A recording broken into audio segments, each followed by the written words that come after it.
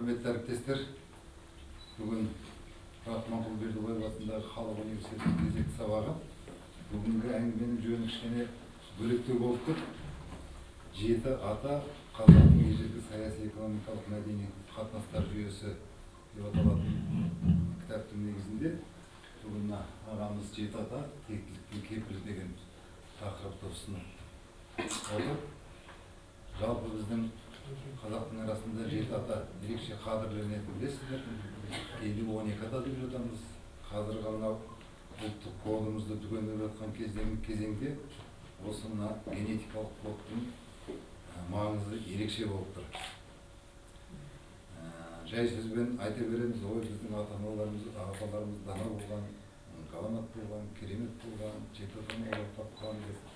Бірақ осы жүйенің арғы мәні неде? Арғы тегі неде?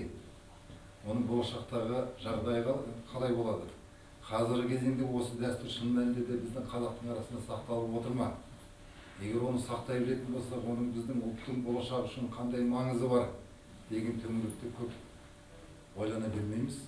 Қазір ғылым дамыды, технология дамыды.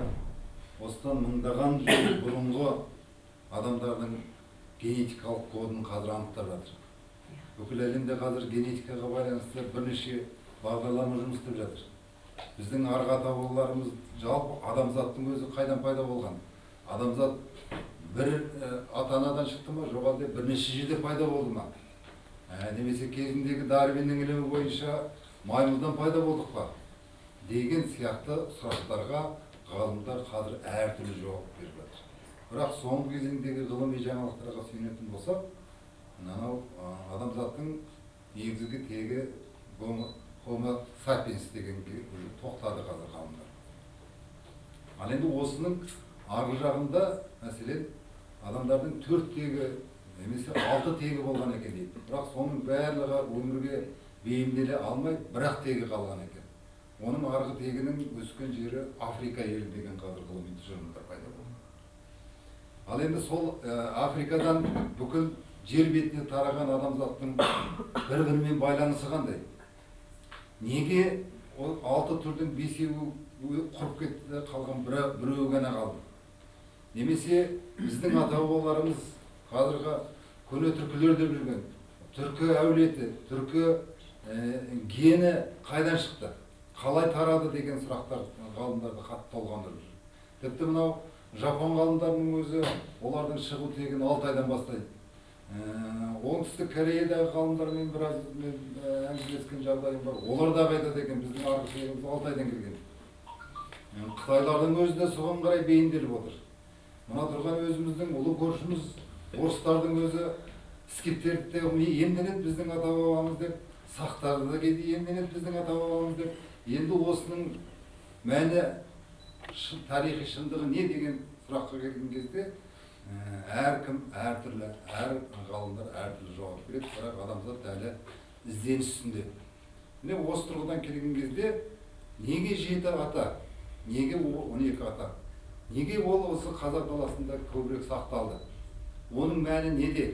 Әлі күнге дейін біздің арамызда 7 атаға толмай қыз алыспау дәстүрі әлі бар.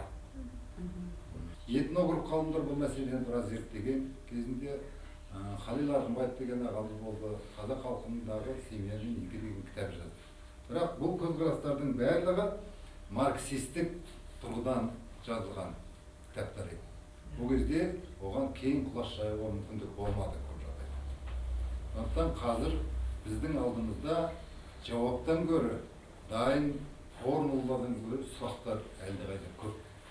Міне сол мәселеге жауап іздеген ағамыздың біреуі мына Болат Болсанбек деген ағамыз. Мамандығы экономист, Тұран университетінің профессоры, экономикадан көп жылдар бойы сабақ берген. Бірақ қалайда осы дүниеге келіп бұл кісі келген. Кейде осының тегін іздеген кезде біздің қазіргі жастар шатасатын болады. Кейде қазіргі жастардың өзі осы 7 ата дегенге онша мән бермейді. Баяғыда бізге Зәки Ахмешев деген ағамыз болды, үлкен академик, ғалым еді. Мұхтар Әуезовпенен кәдімгі әуезовтің шығармашылығын көп зерттеген, жұмыстас болған, сырлас болған. Сол кісі айтады, баяғыда абай жолы эпопеясы шығып, әр жерде кездесулер өтіп, сол мұқан жемпеге барады ғой, кездесуге. Қыздардың арасына, қалың қыздардың арасына барып, лекция оқып, осылай абай жолын мен былай жаздым деп, жаңағы прототиптерін айтып, бүйтіп тұрған кезде енді әбден біткен кезде сұрақтарың бар ма деп. Бізде бір қызық ой қол көтерді дейді, аға менде сұрақ бар.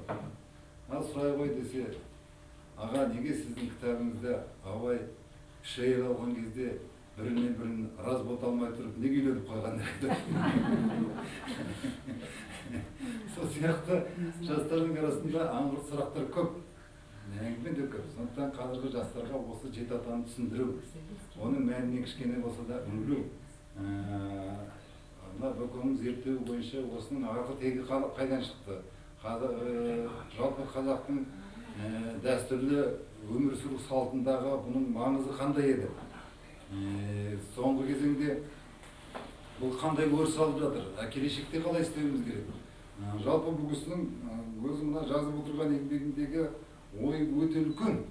Бұны ұлттық кодқа қарай айландырып, одан кейін мына рухани жаңғырумен байланыстырып, ары қарай дамытып, бүкіл жастардың жүрегіне сіңіру керек деген. Ұлтты қалай таза сақтаймыз деген кезде бұл кісінің беретін жауабы, онда тек қана жеті аталық жүйені берік сақтауымыз керек. Сонда біздің ұлтымыздың қаны да таза, жаны да таза болады дегенге қарай келтіреді. Міне осы тұрғыдан келген кезде осы жеті ата жөніндегі бүгін әңгімеге біз бір серпін берсек. Мына әңгіменің бірден төте бастайын, өйткені мына жерде слайд дайындап әкеп едім, сол слайд арқылы 31 кадр көрсетіп, ойымды тезірек айтайын деп бір ойлағам. Енді қазір мына Кенжебек Аймалай маған аузыма сөз салып берді. Біздің әдебиетте жеті ата мәселесі көтерілмейді деген сияқты. Ал мен жеті ата мәселесін зерттеген кезде оған себеп болған мынау ескі дәптер, осы дәптерді менің туажат бауырым Төлепберген деген 97 жылы июль айында маған әкеп беріп табыстады дағы, сен қазақ болсаң 10 туысың атын атауын білу керек деп қолыма тапсырды, ол осынша жазылды. Бірақ ол әкеден бастап жекжат жұрағатқа дейінгі аттарды маған түсіндірді. Ал қалғанын зерттеу өзімдікі, еді дағы еліне қайтып, сентябрьде сол жыл қайтыс болды. Енді қазақта аманатқа қиянат жоқ. Мен ол уақытта экономика ғылымының докторлық тақырыбын алып, аз жұмыстарды еңбек уақытты үнемдеу туралы бастап қойған кезім болады ғой. Бірақ мына аманатты жүзеге асырайын деп кірістім. Содан 2 жыл зерттеп жерге таппай татитұғын үлкендердің айтқан сөзі жоқ болып қиналып жүрген кезінде Нұрсұлтан Әбішұлының тарих толықта деген кітап пайда болды. Сонда жеті ата деген біздің өте күшті қағидамыз бар. Жеті ата жеті ұрпаққа деген қызғаныс спор деген бұл жер бетінде бізден басқа ешкімде жоқ, оны біз мақтан етуіміз керек деген тұжырымдама айтылды. Енді ойладым, мен осыны зерттеп көрейін, осыда бірдеме шығарып етейін деп шындап кірістім. 2005-2006 жылға дейін мен бір сұраққа жауап таба алмадым. Мен жеті атаның есімін білемін, ары-қарата да білетінім бар. Бірақ жеті атаның атауын ешкім айтпайды. Енді әртүрлі сұраққа жүгірген атаулар бар. Бірақ Сейіт Кенжебековтің кітабы шыққаннан кейін, Кенжахмет кітабы шыққаннан кейін, сол кітаптан мен өзімнен басталатұғын тек атаға дейінгі атауларды білдім. Осыдан кейін менің кәдімгідей схемаларым пайда болды. Ол схемада жаңағы жеті ата жеті ұрпақ екенін түсіндім. Сонда қазақтың айтып жүрген жеті ата деген атауының өзі жай жеті ата емес, жеті ата жеті ұрпақ екен. Олай болса 14 буынды қамтитұғын ұғымды жеті ата екен.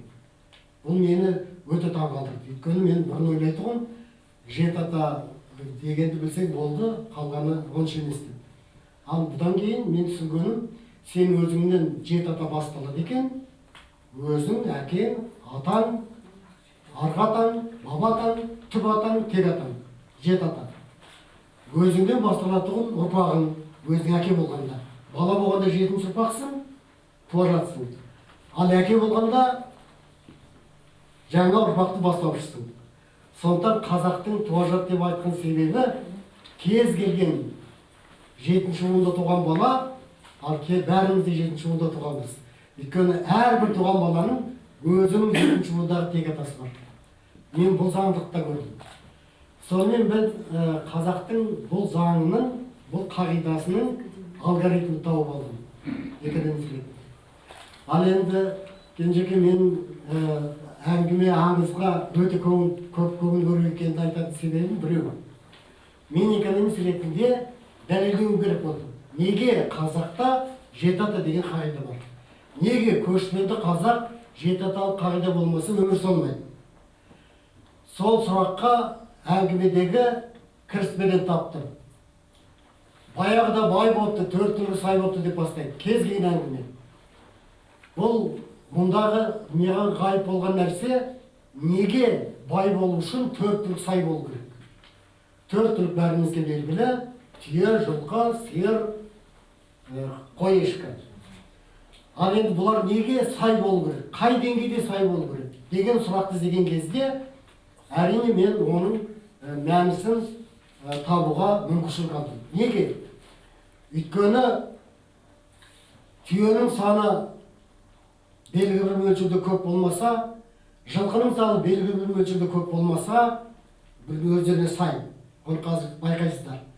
Одан кейін сиырдың көлемі, қарамалдың көлемі белгілі мөлшерде болмаса санда, және одан кейін ұсақ малдың өзі өте көп болмаса, онда қыстан шығу мүмкіншілігі жоқ. Біз 4 мерзімі бар климатта өмір сүреміз. Жазымыз бар, көктеміміз бар, қысымыз бар, күзіміз бар, қысымыз бар, қайтадан көктем келеді. Ал сонда бізге қазаққа, көшпенділерге ең қиын жағдай қыста. Көктемде, күзде, жазда көшіп жүруге бірге болады. Ешқандай қиыншылық жоқ. Малдың жайылып, өзің шөбін жеуіне мүмкіншілік бар. Ешқандай қиыншылық жоқ. Бірақ қыс келгенде қалай өмір сүресің? Оның кез келген қазақтың үйінің бір отар малы болу керек. Бір отар деген сөз бір 500-600 қой. Оның астында мінетіғын аты болу керек. Күн көшілгеннен кейін малды айдатып жүру керек. Оның түйесі болу керек, жүгін артатұғын. Күнде сүт беретұғын сиыр болу керек. Міне 4 түлік малы бар адам бұл көшпенді. 4 түлігі толық сай емес адамдар даже көшпенді боламайды. Демек, осыларды көбейте берсең, экономист ретінде ойлап, қанша болу керек, қай мөлшерде бал қыстан аман шығады деген сұрақты окончательно мен соның түсінікке кезім телевизордан мынау пингвиндардың өмір сүру тәсілін көрсетті ғой. Сонда мен сол пингвиндардың бұл табиғи нәрсе, ол Алла жаратқан нәрсе, сол үйретіп қойған нәрсе, қыстан қалай шығу керек екенін, анау 50 градус 60 градус олар біледі. Балаларын өзінің астына қоржынды ұстап алады, кішкене жылылық бар. Одан кейін барлық пингвиндер біріне бірі ығысып, жылылық береді біріне бірі. Ішіндегі тоңғандары сырттан шығып отырады. Жылғандары әгер сыртқа шыққанда суға барып сүгіп өзінің табағын алып келеді дағы, қайтадан өріске тұрып ішке кіруге. Мен осыны бақылап отырып, қазақтың 4 түлігі сай болсын деген сөзін ішіме қона бастады. Неге? Айналайын ана қар, омбығарға әсер болған кезде қайтып сен малды жегесің. Алдыменен малыңды атып, мыңдаған түйе жіберсең, ол түйе жарықтық өзінің биіктегі шөбін жейттағы арғата жүре біледі. Бірақ ол өз жүріс арқылы қарды бұзып кетеді. Енді бұзылған қарға жылқы малын жіберсең, ол бір 1000-10 мың болса, ол жарықтықтар күрегі бар, күрегімен өзінің шөбін тауып дейді. Шөбінді қайсада тауып алып дейді. Сол шөпке жеткеннен кейін, шөбін жегеннен кейін түйе өзінің шөбін жейді. Біздің 4 малдың 4 түрлі шөбі бар. Әрқайсысы өзінің сүйгенін жейді. Жеген шөбін бітіргеннен кейін арада кете береді. Ал осыдан кейін жаңағы шөбі шығып қалған жерден сиырға апарса, ол айыр табақ болса да, ертеген қауқары бар, тағы да оны қаза түседі. Өзінің шөбін тауып жейді, қойғаннан кейін арада кетеді. Енді ұсақ малыңды әкелсең, ол байғұстардың жейтін бәрі шөп. Сол шөп қашап біткенде сол шөп жатады, қорасы, соның сөз жатып шөбін жейді, сонда қой шөпті бітірген кезде арада көшесің. міне көшпенді қазақтың осы салты менің миыма қонған кезде мен бір нәрсе түсіндім. Бұл шын мәнінде көшпендіге еріксіз келген нәрсе. Өйткені неғұрлым көп болатұғын болсаң, соғұрлым малың да көп. Өйткені шаңырақ көп болатұғын болса. Ал енді мен есептеп көріп едім, қазақтардың салт дәстүрі бойынша кез келген көшпендінің 7 атамен өмір сүретін халық, оның тәжірибесінде қағида әр шаңырақта 2 болу керек. Көбелек атын себебіміз сол. 2 туғаннан кейін мәселе шешілді. Өйткені өз жұртың пайда болды. Кенжеңінен тұңғыш екеуі бір-бірі қыз алыспайтын туысқан болады 7 атаға дейін.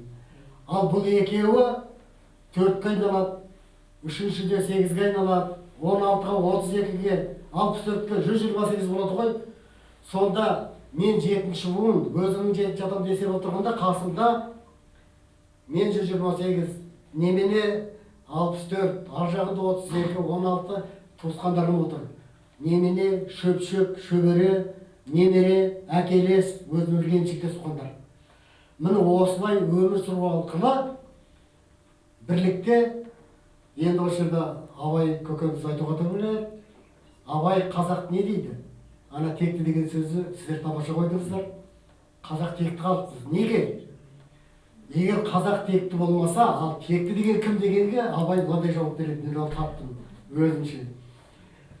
Кім танымас тектіні сыйластығы жарасқан дейді Абай. Егер 7 ұрпақ бойы, 7 ұрпақ бойы деген сөз, бұл әр буын 30 жыл өмір сүрді десеңіз, 210 жыл бірге тұру керек. Ал біз 30 жылдың ішінде бірімізге бірімізді өкпелеп, қашып кеткіміз келіп тұрады. Ал олар қазақтар, көшпенділер, 210 жыл біріне-бірі шыдау керек, бірін-бірі сыйлау керек. Солардың жалғыз желімі бірге ұстап тұрады тұғын, сыйластық. Сыйластығы жарасып тұрса, жел болаттағы бірінен-бірі қарым-қатынаста болаттағы тарап кетпейді. 128-ге қазақ үйін тігіп қатар отырады. Істеген амалдарын бірге істейді, балды бөлмейді, барлығы бірдей ортақ. 4 түрлі сай болып өмір сүреді. Сонда кез келген қазақтың әулеті бай болған. Ол еш қашанда кедей болмаған. Біз кәсіпкердің әкесі болғанбыз. Өйткені біздің көшпенді халқымыз кәсіпкерліктің ең биік дәрежесін көрсеткен. Қалай үлкен кооперация жасап тұруға болады? Қалай еңбек бөлімшесін жасау керек? Қалай 8 қырлы болу керек? Бір қыры 4 қыры жаңағы 4 малдың жағдайын білу керек қой, күшті әркім. Кез келген көшпендінің баласы 4 малды қалай жаям, қалай өсірем деп ойланбайды. Өйткені туғаннан бастап соған тәрбиелейді. Қазақтың баласы дуальды біліп алған. Неге? Оны туғаннан бастап қозын көгелдеуден бастап арқарата бәрін көрсетеді ғой. Ол соған ойнап жүріп үйренеді бәрі. Сондықтан біздің көшпенді халықтарымыз баяғыда бай болған, 4 түрлі сай болған деп шықтым ғой. Бұл экономикамды аяқтадым осында. Бұл экономист ретінде осы жерде менің әңгімемді аяқтадым. Ал енді менің түсінгенім, әттең қазақтың аваз әңгімесін терең оқып, жаңа қыз жібектердің жырындағы айтылған қай туысқандар, қанша туысқандар келді тойға дегенін тапсам шіркін деген арман, бірақ енді мен бәріне жете алмаймын. Сондықтан менің өтінішім шын мәнінде мынау тілдің қамқоршылары, әдебиеттің қамқоршылары, біздің ауыз әдебиетіміздегі қазір айтам, 7 ата деген ол тек қана 7 ата 7 ұрпақты білу емес екен. 7 ата бойы өзара туысқандықты да білу керек екен. Оған мен өзім таң-тамаша болдым, жасымыздан бәріміз білеміз. Әрқайсымыз өз жұртымыз бар, нағашы жұртымыз бар. Еркектер айтады, қайын жұрт дейді, ал шын мәнісінде ол жиен жұрт. Жиен жұрт бар. Осы үшеуі біріне-бірі қыз алыспау керек. Неге? Оны мен бірден айта берейін, өйткені кішкене уақыт үнемдейін. Таблицаға жеткенше алдынан айтып қояйын. Қазіргі медицинада бойынша кез келген ата-ана баласына 46 хромосома береді. Бұл бәрі ақиқат, дәлелденген нәрсе. 23 хромосома еркектен, X. 23 хромосома әйелден. X. екеуі қосылған кезде қайсы жеген сонысы болады. Қыз жеңсе қыз болады, ұл жеңсе ұл болады. Бірақ енді Алланың жаратуы бойынша Алла өзі кімді беремесе соны береді. Бірақ көбінесе қыз жеңіп кетеді, не екенін білмеймін. Анадан екі қыз келеді, мынадан екі қыз келеді. Бірақ екі қыз бір қыз жеңе алмайды ғой, бір игілікті.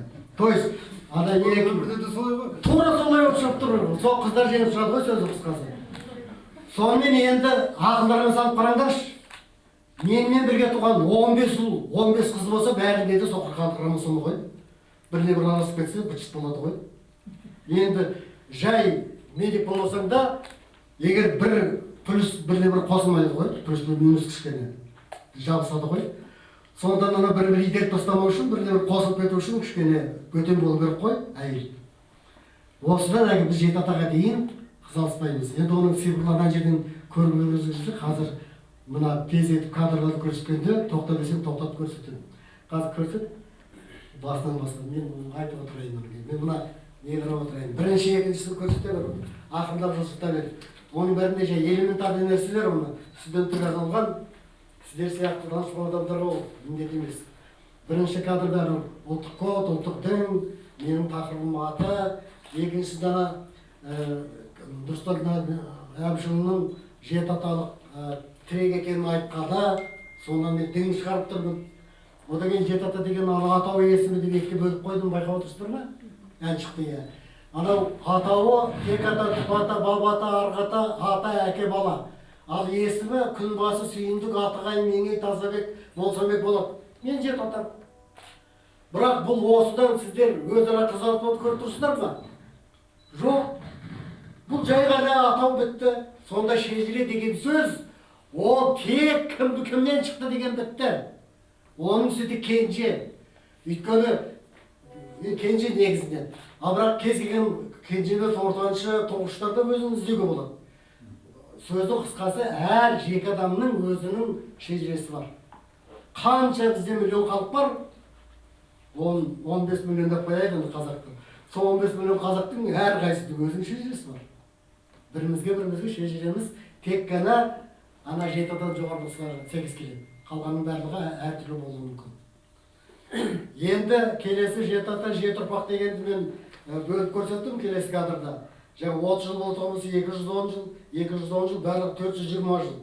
Сонда 7 ата 7 ұрпақтың бітуі үшін қазақ бірге тұру керек қанша уақыт? 420 жыл. Жандарым-ау, 420 жыл біріне-бірін шыдау деген. Қазір Назарбаев айтып өзі көп болып қойды, 30 жыл жетеді енді бұлдан құтыламыз деп айтқандар көп қой. Хотя Назарбаевтан ешкім зиян шегіп отырған жоқ. Бұлай жалпы қалып. Енді шеккендер бар ғой, әділерді шегуі мүмкін. Бірақ енді жалпы адамға затқа тән нәрсе бірін-бірі онша шыдамайды. Біріне-бірі шыдау үшін күнде төмпештеп отыратұғын ата-баба болу керек. Мынау туысқаның айырылмасаң қан араласып кетеді. Ал қазір біз отырықшымыз жандарым. Біз көшпенді емес уже. Біз көшпенді де қалған памятіміз бар. Бірақ жаңа мен бір музыкантқа айттым. Симфонияда қалай оркестрға инструмент жетпесе, біз туысқандарымыз таппағанымыздан симфониямыз бұзылған баяғыда. Ол симфония емес, әшейін жай инструмент болып қалды. Ал симфонияға келу үшін қайтадан 7 атаны бірден қалпына келтіру керек. Оны туралы кейін айтамын. Одан кейін мына уақытын әдейі айтып отыр. Уақыты өте көп.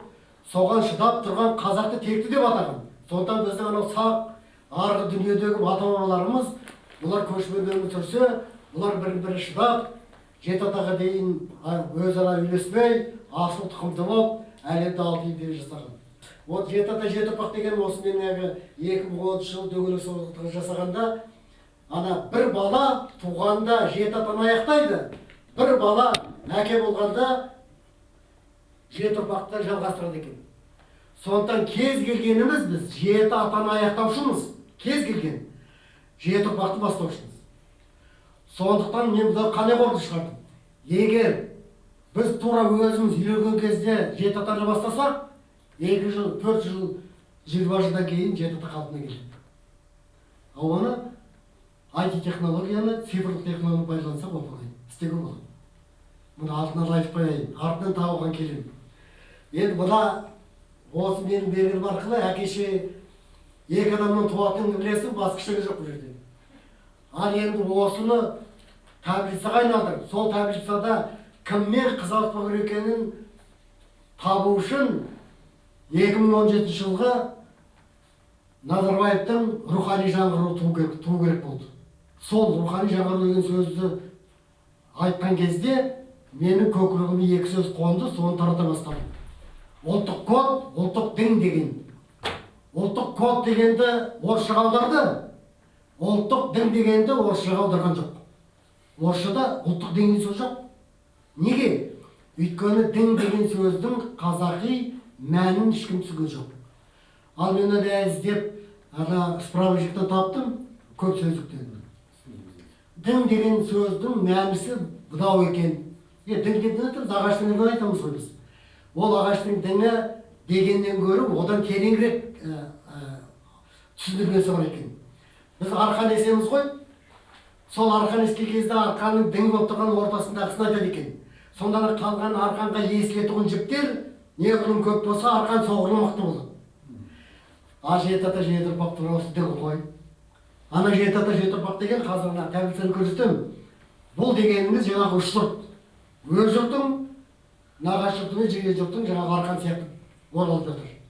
Ал ол оралған кейін бірінен бірі танидағы, өз-өзіңізді алмайтыдағы, қан тазалығы болаттағы асыл тұқымды қалпына тұрады ғой. Ал қазір мына таблицаның бірінші бөлімі көрсетіп тұр. Анау ортасында тұрған таблица өз жұртың. Сол жағында тұрғаны нағашы жұртың. Оң жағында тұрғаны қыздар күйеуге шықты жиен жұртың. Енді ана екеуі қосып тұрған тек аталы мысалы, тек ата өзі кенже болса, ағасымен екеуі болса, сол екеуін алып отырған әйелдерінің төркіні ана нағашы жұрт. Балаларың үшін. Өзінің нағашың, ол әкеңдікі. Абрахам тек ата айтқаннан кейін, сіздер бұл жерде нағашыны кімді айтып отырсыздар? Балаларыңыздың шешесінің жұртын айтып отырсыздар. Ал шешесіндегі 23 хромосом, оның сіңілісінде де, әпкесінде де, бауырларында да бар. Тура сол сияқты қыз күйеуге шығады, ол өзінің 23 хромосомын ағасымен алып кетеді. Сол сияқты ағаларында. Бұлар өздері қарындастырмау керек. Сондықтан мынау ортасында тұрған дін өз жұрты. Анау екеуін өзінде туыс ретінде айналдырып отыр керек, жақындап, есіп. Дін болу керек. Арқан болу керек. Сонда олар асыл тұқымды болып қала береді. Енді бұларды төмен түсірсең, қатысуын алдымен алып олайды, аяғымен. Бұда мен көлбеу салдым. Ана тек атаны бірінші не қойдым столбыға. Екінші столбыда тұрған тек атаның баласы түп ата. Үшіншіде тұрған баб ата, арғысы арғы ата. Неге мен түп жіктедім? Өйткені кімнен кім тарады, кім қандай менің туысым дегенді білу үшін. Жоқ болуы бола ма? Қой ғой жаным. Сіз анау баба мен түп атаңыздың орнына ауысып кетпеген ба? Біз атадан кейін баба дейміз ғой, бабадан кейін барып түп ата деп айтамыз. Жаным, мен қазір айтайын.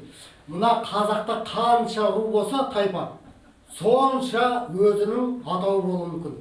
Бірақ қазір Сейіт Кенжеахметовке тоқтайық. Сейіт Кенжеахметов тура маған деп айтты. Ей, Болат, сенің өзің Болатсың. Сенің әкең болсам бек. Ол әкең, оның ар жағындағы атаң Тазабек. Оның ар жағындағы арғы атаң, оның ар жағындағы баба атаң, оның ар жағындағы түп атаң, оның ар жағындағы тек атаң деді. Енді тек ата деген тамаша, текті деген сөз шығып тұр ғой енді. Тегінің деген деп тұр. Сонда тек атадан кейінгі түп ата, түп атадан кейінгі баба ата. Енді сол Кенжеахметовке сүйенейік. Ал қалғандарымыз кішкене соған көне салайық. Бірақ өзіміздің ішімізде білетініміз әрине одан басқа. Сондықтан мен экономист ретінде, ғалым ретінде мен бүй деп айтам қазаққа. Ей қазағым, атында емес мен. Санында қай буын, 7-ші буын тек ата. Сен мысалы түп ата деп, баба ата деп, өз еркің. Бірақ ол 7-ші. Енді қалған сөз кете бер. Сонда 7 атаны байлап қойдың ба? Байлап қойдық. Енді 7 ұрпақты оған байлайсың ғой, оған көбісі келіседі. Өзің әке, балаң, немерең, шөберең, шөпшең, туажатың. Енді мен бір ғалым айтқан маған, туажат деген қатал айтқан сөз. Өйткені өзің ата бабаларды басқаша айтқан. Мен айттым, ей ағатай, кім деп айтсаң ол деп айт, әйтеуір 7-ші ғой енді. Отырып сөйлей беріңіз, отырып. Жазып жатыр ма?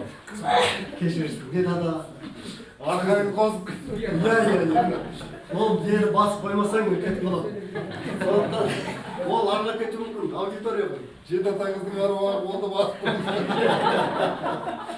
Ал енді енді ана таблицаға көшейік. Таблицаның сонда менің айтайын деп отырғаным не? Бұл таблицаның ерекшелігі, бұл таблицадан қуанатын. Жаңағы жеті ата Көлбек жатырдағы қай атадан кім тарағанын ашып таба аласыздар. Қазір ана төмен қарата түсірсе, екінші таблица, яғни екінші бөлігі. Мынау таблица ғой осы. Енді ананы көріп отырсыздар. Мына жерде мен әдейі бөліп қойдым. Міне туажат осыдан аяқтап тұр.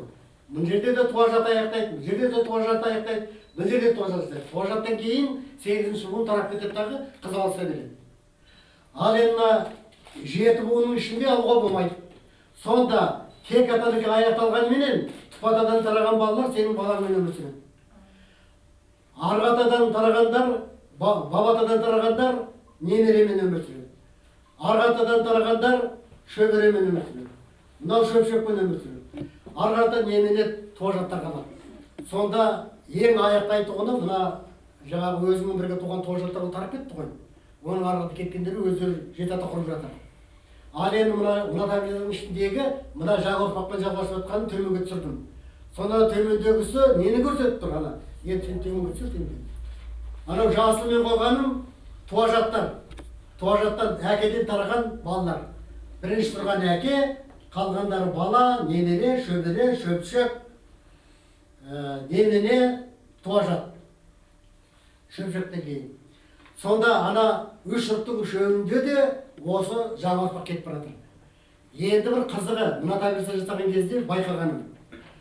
Әрбір атадан нағашы жұрт пайда болады. Ол жеті буынға дейін жүріп жатыр. Әр буында жиен жұрт пайда болады. То есть, осы алгоритмді көргеннен кейін мен Назарбаевтың жаңағы рухани жаңғыруды айтқан тағы бір сөзі, онда емес, 99 жылы айтқан сөзі. Кешіресіздер. 99 жылы Назарбаев айтады. Көшпенділер өз уақытында биокомпьютердің рөлін атқарған. Ақпарат беріп отырған ғой. Ой, мен сол сөз есіме түсті. Неге? Мына компьютерді салып қоя отырған болсақ, компьютерді басып қалсаң, кім туысқан екенін біліп отырасың ғой. Ал оның үшін не істеу керек? Жаңа қайтадан ортасынан көтерші, кішкене. Жоқ, бұл емес. Не ладно, қазір ауызша айтайын, жаңа көрдіңіздер ғой. Мына мен бірінші жасаған таблицамда бала туғанда бала, әйел алған кезде әке. Әке болаттары жаңа ұрпақты бастайды. Енді осы екі арасы, жеті ата мен жеті ұрпақтың екеуінің арасында бөліп тұрған сол әке. Сондықтан бізге әке, бала туғанда әке. Баласы ер жетіп әйел алғанда жаңа буын басталады. Сонда бір буын мен екінші буын арасында біз неке қию учреждесіне барып, өзімізге тізімге тіркейміз. Әйел алғанда әйелімізді тіркейміз, өзіміз тіркейміз, әке шешесін жазып қоямыз. Мен айтамын, ана өз жұрттың, нағашы жұрттың, жиен жұртындағы қыз ауыспайтын туысқандардың атын жазып қойды. Олардан бала туғанда сендерге лақтырады, сендердің балаларың оларға лақтырады. Енді олар әке болған кезде, тағы үйленген кезде ана туысқандар екінші буынға келіп жазылады. Екінші буын, үшінші буынға көшіріледі, үшінші буын, төртінші, бесінші, алты, жетінші. Енді басып қалсаң, қай буында ол туысқан екенін танып отырасың. Ал жеті ата қалыптасып біткеннен кейін, ал менің ойымша, қазір жарлық қашан шықса, осылай отыру болады. Заң қай уақытта шықса, сол уақыттан бастап кез келген баламыз тіркелсе, 420 жылдан кейін қазақ жерінде асыл тұқымды халқымыз пайда болады. Ғаббасов ағамыз айтады, доктор медицина профессор. Бұл адам баласы тіршіліктің бәрін асылдандыруды біледі дейді. Бірақ адамды асылдандыруды ұмыта бастады. Біз оны қалыпты келтіруіміз керек дейді. Шынында да егер біз қалпына келтіретін болсақ, сол қалпына келген біздің балашақ ұрпағымыз кәдімгідей бәсекелестікте кішкене ептеген артықшылығы. Өйткені ол өздерінің мүмкін болатын ауруынан құтылып отыр. Ал қан арасыға байланысты аурудың түрі мыңнан асып шығады.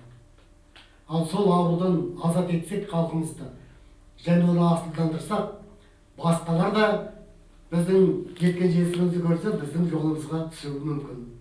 Бірінші өзіміздің түрік тектес туысқандарымыз бұрынғы көшпенді болған. Кейін енді орыстарды сол баяғыда жеті атамен өмір сүріпті. Пакистан, Индияларда оған жақынырақ. Сөйтіп кете береді өзі. Әлемдегі адамдардың барлығы асылдандыруға қарсы болмайды. Сондықтан біздің қазір көтеріп отырған мәселеміз ол тек қана біздікі емес, бүкіл адамзаттық нәрсе, бірақ бізге түсінікті. Біз бұны тезірек жүзеге асырсақ, бұл біздің брендіміз болады ғой, былайша айтқанда. Сондықтан мен айтайын деп отырғаным осы. Ұсынысым жаңағы Назарбаевтың уақытында елбасымыздың жарлығы шыққан қазақша фамилиясын өзгертуге болады деген. Ал сол жарлыққа қазақтар некеге тұрған кезде, азаматтық тіркеуде тұрған кезде өзінің үш ұртын жазып отыруға болады деп қойса болды. Одан кейін соған сәйкес жаңағы неке қиятұғын заңға парламентіміз өзгеріс кіргізсе, қазіргі цифризацияға көшіп жатырмыз. Құдайға шүкір, цифрлық технология жүзеге асырған мүмкіншілігі бар. Енді мынандай сұрақ. Бұрынғы көшпелі халықтың өмір салты рулық жүйеге негізделген. Рулық жүйенің негізінде ел басқарылған. Рулық жүйенің негізінде жерді игерген. Бұрынғы қазақтар меридианның бойымен көшкен. Түркістаннан Көкшетауға дейін. Мына таудың етегін алып отырған қазақтар вертикалды көшкен. Таудың басына жайлауға шығады, етегінен келіп қыстайды. Немесе өзеннің жағасын сағалайды деген сияқты. Бізге осы уақытқа дейін мәселен қазақ тілінде диалекті неге жоқ деген сұраққа кішкене сөз тыңдайық. Біз былай жауап беріп келдік. Бұрын сол жаңағы көшіп жүрген қазақтар жаз жайлауға шыққанда, қыс қыстауға шыққанда бүкіл рулардың бәрі бір жерге жиналатын болды. Мәселен Күлтөбенің басында күнде жиын деген жерге қан кеңесін өткізетін болған.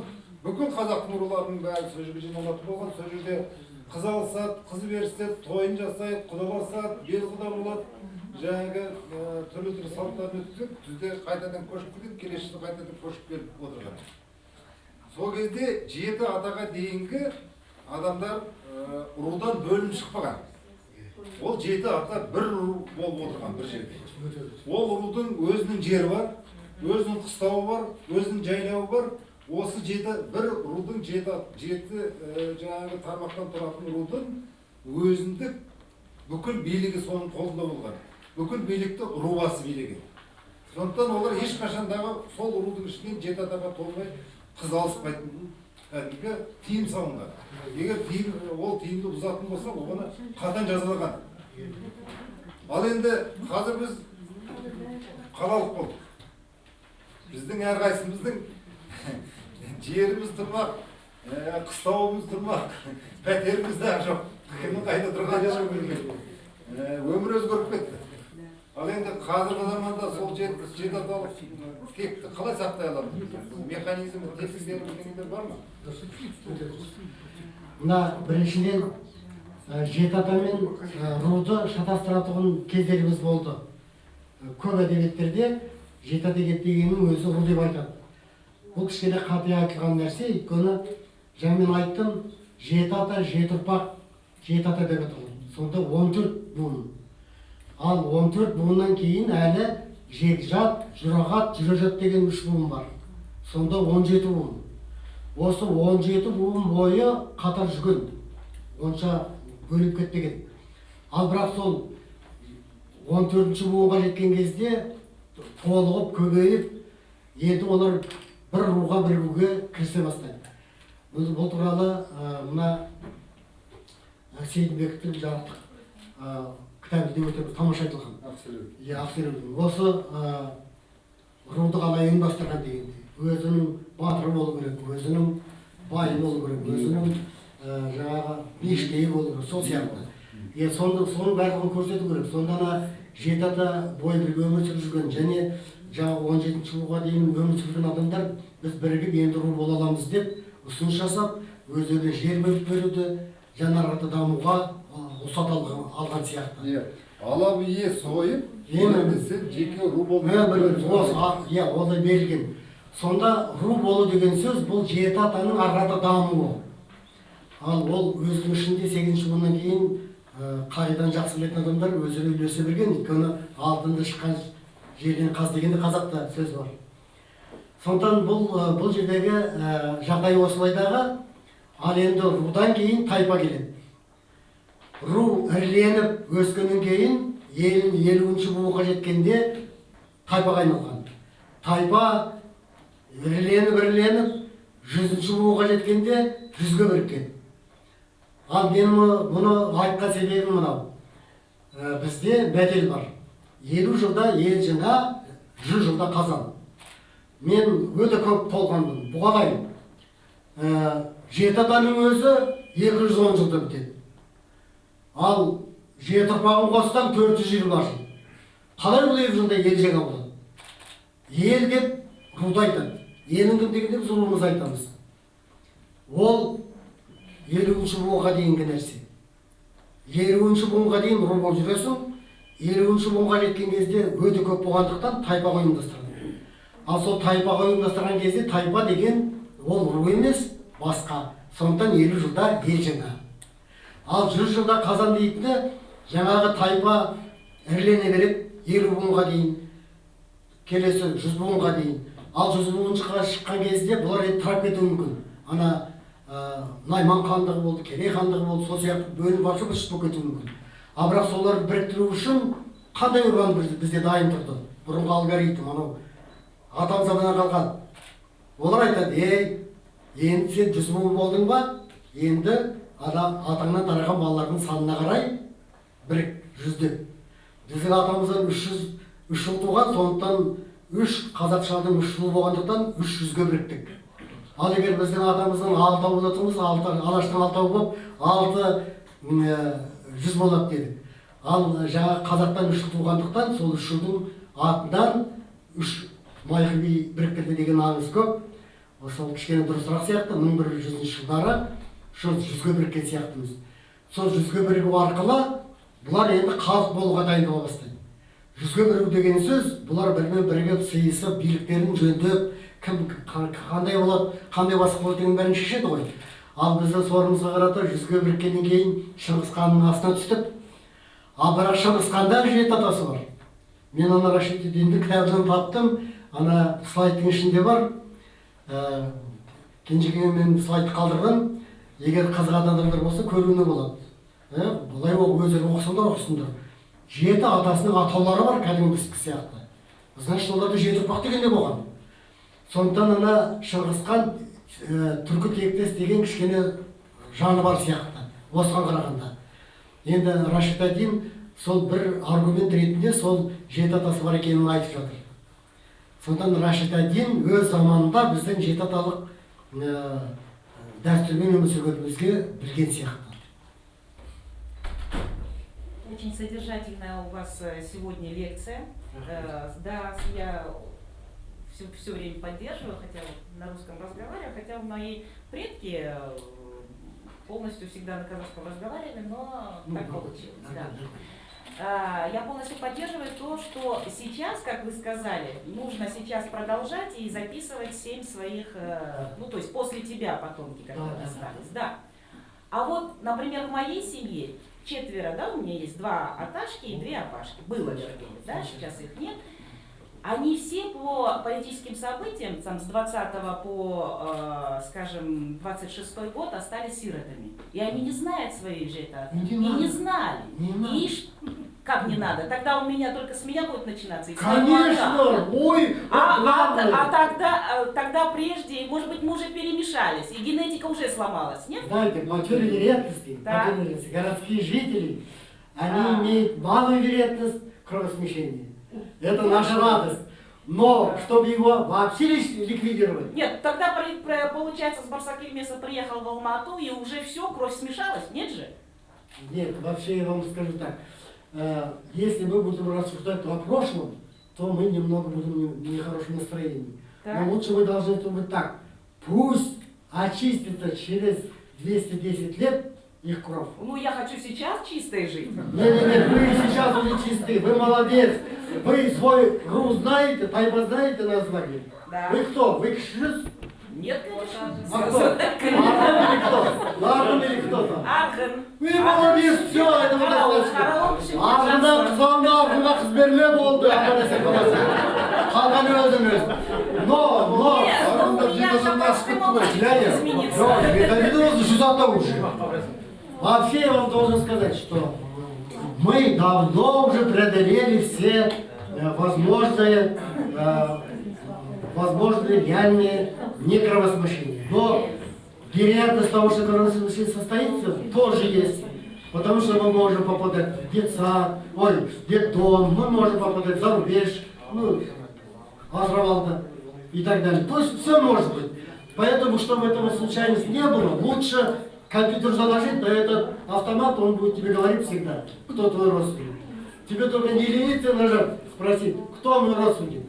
То есть, вернее, фамилию назвать, и он там скажет, он что такое. Если это не ваш, оттуда не выйдет. А если ваш, обязательно выйдет на каком-то поколении. То есть, вот эта цифровизация, IT-технология, это просто Богом подарена нам возможность возродиться. Без никаких проблем. Просто желание и все.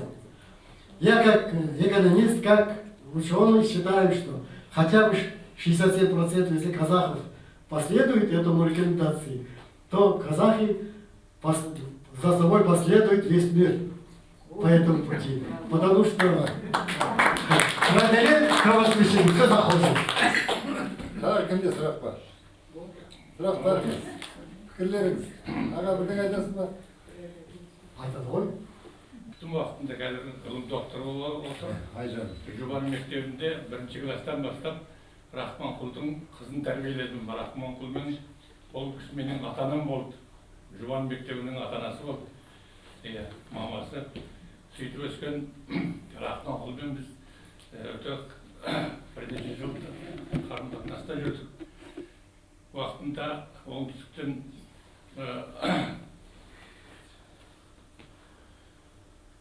бір керемет әннің нотасын тауып Рахманқұл. Генерал деген кісінің.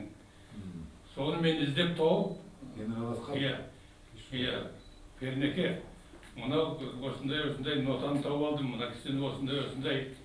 Сол жақта өсіп өнген, осыны уағыздау үшін сіз мұғалімсіз, осыны уағыздау үшін деп маған сол Түркістанда жүргенде маған атап келіп сыйлағаны бар.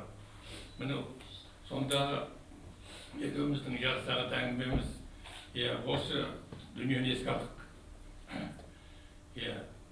Одан кейін осыдан бір 5 жыл бұрын мен осының тарихын жазып, осыны кейін Казгудағы жетіміз болды ғой. Жетіміздің тарихын айтып, Казгудың университетінің ректорына қабылдауына бардым. Осыны біз қайталайық. Мынаны да қайталайық. Рахманқұлдың басталған дүниесі қаншама мәдениет, өнер саласын көтергенге үлкен еңбек сіңірді. Және де Мекшевтің істеген жетімізді қайталайық. Жетіміз емес, Абу Насыр әл-Фарабидің музыкалық мұрасы деп бастайық деген ұсыныс жасадым. Сол мәселе жарай жазайық дедік, ештеңе болмай қалды. Сондықтан қайталап айтайын, қазақ халқы дарынды халық екеніне мен көзім жетті. Өйткені бірнеше мемлекетті аралап, тарихтарын зерттеген уақытта қазақ халқының тарихы ол Қорқыттың ар жағында кім жатқанын білмейміз біз. Қорқытты айтамыз, Абу Насыр әл-Фарабиді айтамыз, қазір 150 жылдығына дайындалып жатыр Қазақстан, бүкіл түрік халқы дайындалып жатыр. Соны айта келе, дарындылық еш уақытта ештерде жатпайды. Сол дарындылықты Рахманқұл көтере білді. Ал енді осы дүние ұйықтап жатыр еді, соны қайтадан ұятып осы дүниені көтерген кісілерге рахмет айтамын. Оның ішінде мынау өнер институттың ректор, жас жігіттер деп айтылды. Ал енді мынау шаңырақ бұл үлкен ғалымдардың ізі қалған шаңырақ. Бұл жерге кіріп кетудің өзі, мынау есікті ашудың өзінде де кіргеннен бастап өзіңнің жан дүниең өзгеріп келеді, өзгеріп шығасыз деген ойды айтпақшымын мен. Сондықтан, иә, қазір 55 минуттей әңгіме көтеріліп отыр. Мынау менен жас жігіт, мен қазір 80-ның 6-сын 85 тойлап қойдым. 79. Мына кісінің артықтығы шашы жалтыр, сақалы бар. Менен артықтығы. Жас жағынан маған әне болып келеді, екеуміз қатар тұрғандан маған аға болып кетеді. Ал енді осы дарындылық бұл кісіні ректоріне хат жазып, хат жазбай-ақ бір телефонмен шешілетін мәселелер осындай. Рахманқұл сізге хат жазбай-ақ, мына кісінің өзінің 15-20 минут сөйлескеннен кейін болатын әңгіме, өйткені мынау үлкен доллармен ақшама сатылып жатқан дүниеміз ғой. Ондағы есігін кіріп келіп, осындай қанша 50-60 кісінің басын қосып, осындай шүйіркелесіп әңгімелесу бізден қалып барады, соны қайталап бастағанына мен қуанамын. Келіп тұруға. Сондықтан өзімнің атымнан сізге, мына сақалыңызға, бұл кісі мен енді өнердің адамы болғаннан кейін, Ахмет Жұбановтың шәкірті болғаннан кейін, мен 64-ші оқу жылын бастап отырмын. Менің шәкірттерім қазір халық әртісі Мақпал Жүнісова, шәкірттерім біреу министр болды, культурада.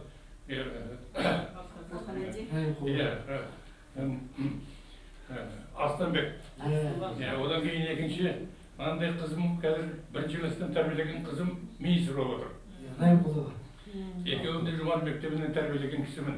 Сонда сол екеуі маған, аға сіз қисайып жүрген министр емессіз, сабақ бере беріңіз деп, әлі сабақ беріп жатырмын. Сіз де сабақ беріп жатсыз ба? Жоқ, маған WhatsApp-қа шық деді ғой. Бірақ ұстаз. Міне, сондықтан сіздің мына көтеріп отқан дүниеңіз, мен осыдан бір 25 жыл бұрын осы мәселені көтеріп, өзімнің үрім-бұтағымды Шымкенттегі бүкіл үрім-бұтағыма 7 атасын жазып бердім. Осыны болашақ ұрпағыма жалғастыр деп. Өйткені мен әкенің тәрбиесін көргем жоқ. 8,5 жастан әкем қайтыс болып кетіп, ағаның тәрбиесін көрдім. Нүген ақылды адамдардың тәрбиесін көрдім. Ақылды адамдардың тәрбиесін қабылдап өскен қазақпын мен. Ең соңғы ақылды адам менің Ахмет Жұбановтың шәкіртімін. Мен сондықтан сізге мыңда бір рахмет.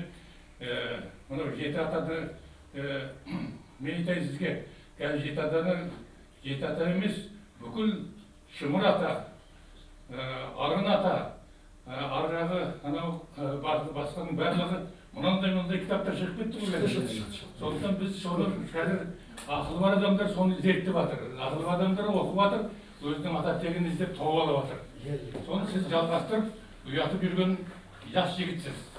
Жасай беріңіз деп айтпақшымын. Ал енді, егерде осында тағы да сөйлейді болмайды ма? 2 ұстаз отырмыз. 2 ұстаз отырмыз. Ал енді менің ұсынысым, мынандай керемет дүниені, мынандай бұл адамның шаңырағында отырып, жай көшеден шығып кетпей, осы ұстазға арналған біз ұстазым деген әнді мен ойнап берсем, бәріміз ұстазым деген Аллахаттың әруағы қолдасын. Ұстазым әні деген бұл үлкен ән ұранына пара-пар дүние деп санаймын.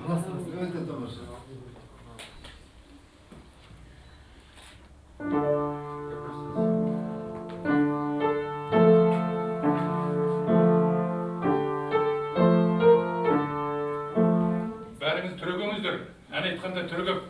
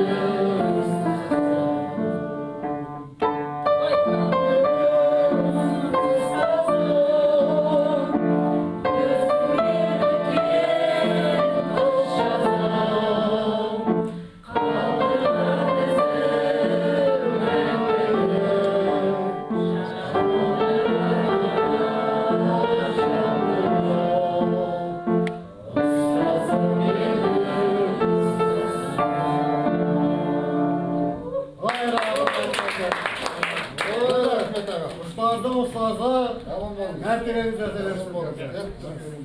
Деніңіз сау болсын. Аумин десеңіз бізге бата береміз сізге. Бүгін болған оқиға үлкен бізге күш-қуат берді. Оны ұйымдастырып отырған институттың қызметтері, Кенжебек деген жас жігіт, оның тұрған Асылдың тұяғы. сақалы бар, Жалтырбас, Болат деген азамат. Бұл кісі өте дарынды тұлға, бұның тегі мықты екен. Тегі осындай дәрежеге жеткізіп отыр. Сондықтан осындай текті адамдар көбейе берсін, текті кісілер көбейе берсін. Аллаху акбар дейміз.